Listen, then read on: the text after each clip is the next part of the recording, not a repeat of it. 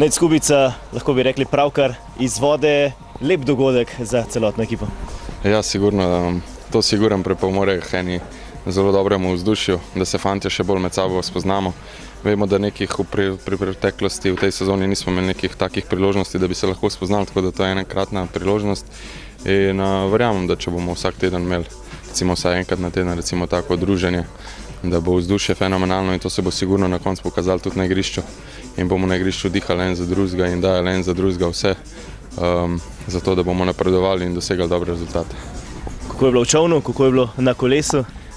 Super, v čovnu super, malo smo naredili za bench, malo za noge, evo, jutranji je lažji trening, tako da popoldne še en trening in priprava na Koper. Prvi teden pod vodstvom novega trenerja je tako rekoč za vami. Kakšne spremembe? Jaz sigurno, no. Lukata poznamo že odprej. Jaz imam same lepe besede o njem zapovedati. Tudi sam je bil igralec in ve, kako to izgleda. V strokovnosti, da ne govorim, veliko ve o nogometu, veliko ve o trenerstvu, tako da same pohvalne besede in verjamem, da bomo pod njegovim vodstvom boljši, kot smo bili lansko leto in dosegali boljše rezultate in tako samo iz treninga v trening in iz tekme v tekme napredovali. Prva tekma prihaja proti Kopru na domačem igrišču, debi novega trenerja. Kaj lahko pričakujemo od te tekme? Vemo, da je Koper močen nasprotnik. Ja, sigurno, Koper je ena zelo dobra ekipa. Kaj pričakovati?